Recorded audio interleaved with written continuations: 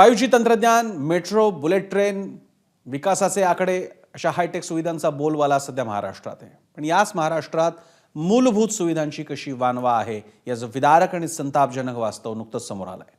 पाणी आणण्यासाठी नदीवर गेलेल्या एका लेकीला एका कुटुंबानं गमावलेलं आहे. हे घडलं यवतमाळ जिल्ह्यातील एका गावात. वेदिका चव्हाण असं या 12 वर्षीच्या मुलीचं नाव. नदीत पाय घसरून बुडून तिचा मृत्यू झाला. धक्कादायक बाब म्हणजे या गावात 1 वर्षापासून सरकारनं पाण्याची पाईपलाईन टाकली आहे. नळ अगदी दारापर्यंत आलेले आहेत, पण त्यामध्ये पाण्याचा टिपूसही नाही. याच घोडवर पाण्यासाठी एका चिमुरडीचा लाखमोलाचा जीव मात्र गेला. काय घडलं नेमकं या छोट्याशा गावात, का जीव गेला या मुलीचा, या रिपोर्टमधून पाहूया. 12 वर्षांची ही चिमुरडी आज या जगात नाही. पाण्यासाठी हंडा घेऊन नदीवर गेलेली वेदिका घरी पुन्हा आलीच नाही. पाय घसरून ती नदीत पडली आणि पाण्यात बुडून तिचा मृत्यू झाला. ही कहाणी आहे आपल्या महाराष्ट्रातली, पुरोगामी महाराष्ट्रातली.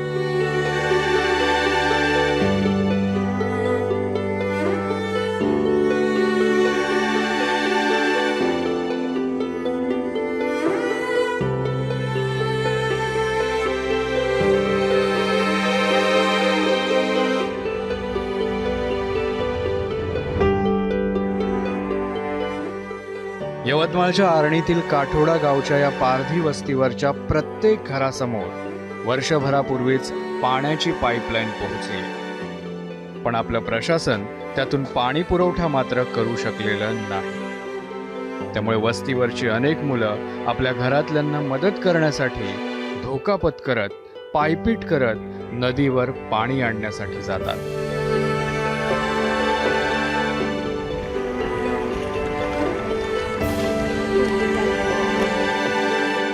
पण वेदिका चव्हाण मात्र दुर्दैवी ठरली.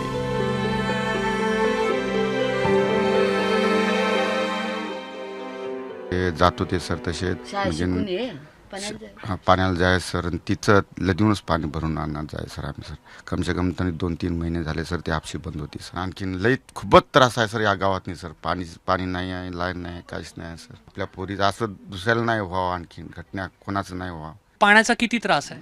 लई त्रास आहे पाण्याची. पुऱ्या गावामध्ये त्रास आहे पाण्याची. पाणीच नाही गावामध्ये.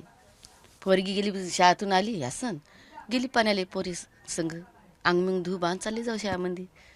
तर घटना झाली पोरीची. इंसान पानी कौन थू तो हम पानी भरान चाली थी तो हमारी बहन को ने फिसलिन पड़ी गई थी. हमारी बहने याद आव कर मला. काय झालं? फिसलून पडून गेलो होतो नदीत.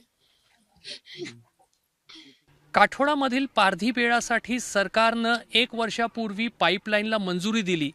मंजूर झालेली पाईपलाईन प्रशासनाने गावापर्यंत पोहोचवली. मात्र 1 वर्षापूर्वी असे पाईप लावल्यानंतर प्रशासनाने अक्षम्य दुर्लक्ष करत आजवर त्याला नळाची जोडणी केलेली नाही. त्यामुळे गेल्या 1 वर्षात या पाईपलाईनमधून 1 थेंब पाणीसुद्धा वेदिका, तिच्या कुटुंबियांना किंवा तिच्या गावकऱ्यांना मिळालेलं नाही. वस्तीतला पाण्याचा एकमेव स्रोत असलेला हँडपंपही बंद आहे.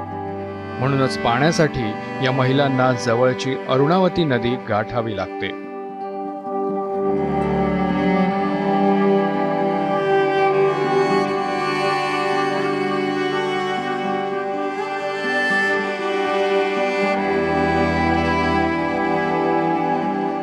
थोडं थोडं पाणी ये, पण पाणी आता नाही येऊन राहिलं. काहीच नाही. 2 महिने झाले पाण्याला, भक्कम दिवस झाले. पाणी पाणी पाणी पाणी पाणी पाणी 2 महिन्याचे होईच्या पुढून पाण्याची प्रोग्राम चालू आहे. पाण्यासाठी किती दिवसभर त्रास सहन करावा लागतो? दिवस निघते तो 3 वाजेपर्यंत सहन करायला लागते पाण्याची. ते राम भकम दूर, ते गावाचं नाव बी येत नाही, तिकडे जावं लागते आम्हाला. खूप दूर आहे सर. ते आमच्या डोरी कमरी गिमरी लागून जाते, सगळं लागून जाते. तेवढ्या दुरून दुरून आम्ही पाणी आणतो. काठोडावासियांचा हा आक्रोश एबीपी माझानं समोर आणला. त्यानंतर निगरगट्ट प्रशासन जागं झालं. वस्तीवरचा नादुरुस्त हँडपंप दुरुस्त करण्याचा प्रयत्न झाला, पण तो दुरुस्त झालाच नाही. फक्त माणसंच नाही तर इथल्या देवालाही याची झळ बसते. या ठिकाणी झाडाखाली हनुमानाची मूर्ती स्थापित आहे. गावकऱ्यांना या ठिकाणी हनुमानाचा एक सुंदर सुबक आणि पक्का मंदिर बांधायचं आहे. त्यासाठी या ठिकाणी खड्डे खणून तयारी पण करण्यात आलेली आहे. मात्र सिमेंटचा आणि कॉन्क्रीटचा पक्का बांधकाम करण्यासाठी जेवढ्या प्रमाणात पाण्याची आवश्यकता आहे तेवढ्या प्रमाणात सध्या तरी या पारधी बेड्यावर पाण्याची उपलब्धता नाही आणि त्यामुळेच सध्या देवसुद्धा या झाडाखाली राहण्यासाठी मजबूर आहे. माजी मंत्री वसंत पुरकेंनी या सगळ्या प्रकरणाला राज्यकर्तेच जबाबदार असल्याचा घणाघात केलाय. शासनाच्या जलजीवन मिशनचा मोठा गाजावाजा झाला, पण पाण्याचा एकही थेंब वाडी वस्तीवर का पोहोचत नाही असा सवाल पुरकेंनी स्थानिक खासदार प्रतिभा धानोरकरांना केलाय. तर हर्षवर्धन सपकाळांनी योजनेत घोटाळा झाल्याचं म्हटलंय. मी असं कमिशन ओरिएंटेड जे सरकार आहे किंवा कोणाचे सरकार असो, या कमिशन पोटी माझे राज्यकर्ते आणि प्रशासनकर्ते जर लोकांचा बळी घेत असेल तर ही लोकशाहीची शोकांतिका आहे आणि माझ्या जे लोक जबाबदार असतील त्यांच्यावर तात्काळ कारवाई केली पाहिजे. त्या पाणी भरण्याच्या अनुषंगानं मुलगी गेली आणि बुडून तिचा मृत्यू झाला. काही प्रकरणं जे आहेत विहिरीत पडून जखमी झाले असे पण प्रकरणं समोर आलेले आहेत. सरकारचं कुठल्याही प्रकारचं नियोजन नाही. हर घर नल हर घर जल 2024 कुठे गेलं? घरे नाही, नळे नाही, पाणी नाही, उलट लोक बळी चालले. हा मोदी सरकारचा नाकर्तेपणा आहे. काल झालेली यवतमाळ जिल्ह्यातली दुर्दैवी घटना, पैनगंगा नदीवर जी तरुण मुलगी पाणी भरायला गेली आणि तिथंच तिचा मृत्यू झाला, ही दुर्दैवी घटना आहे आणि ह्या घटनेला सरकारच जबाबदार आहे. भाजपचं सरकारच जबाबदार आहे. यावरून सत्ताधाऱ्यांनी काय उत्तर दिलंय तेही ऐका. मधल्या काळामध्ये उद्धव ठाकरे सरकार असताना 2.5 वर्ष मोदीजींनी दिलेल्या सर्व योजना बंद पडल्या. मग आमचं सरकार आलं, आम्ही त्या सुरू करण्याचा प्रयत्न केला. तर मला असं वाटतं आता ज्या पद्धतीने पुन्हा एकदा या महाराष्ट्रातल्या हर घर जल योजना असेल, अमृत पाणी पुरवठा योजना असतील, या सर्व केंद्र सरकारच्या राज्य सरकारच्या योजना आता मोठ्या प्रमाणात सुरू झाल्या आहेत.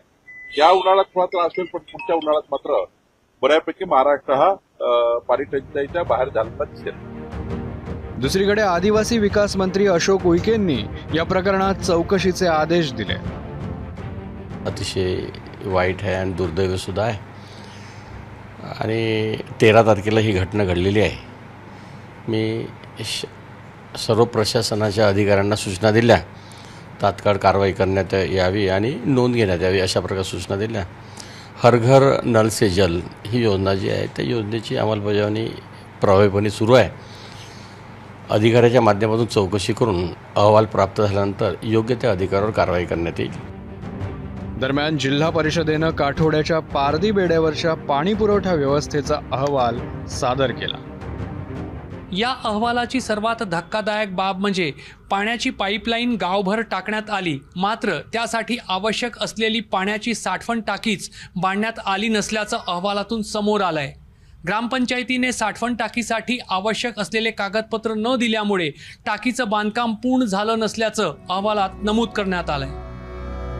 दुर्दैवाची बाब ही की पाण्यामुळे 12 वर्षांच्या वेदिकासारखेच अनेक मृत्यू याआधी काठोड्यातल्या या पारधी वस्तीवर झाल्या. पण त्यावर उपाय म्हणून दरवर्षी 1-2 टँकर पाठवणं किंवा जलजीवन मिशन अंतर्गत फक्त पाण्याची पाईपलाईन टाकून देणं एवढंच काम प्रशासनानं केलंय. आज प्रशासनाच्या याच निगरगट्टपणामुळे 12 वर्षांच्या चिमुकलीचा जीव गेलाय.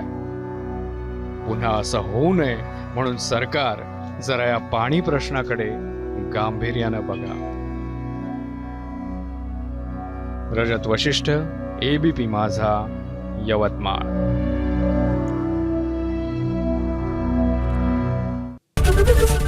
ABP माझा, उघडा डोळे बघा नीट.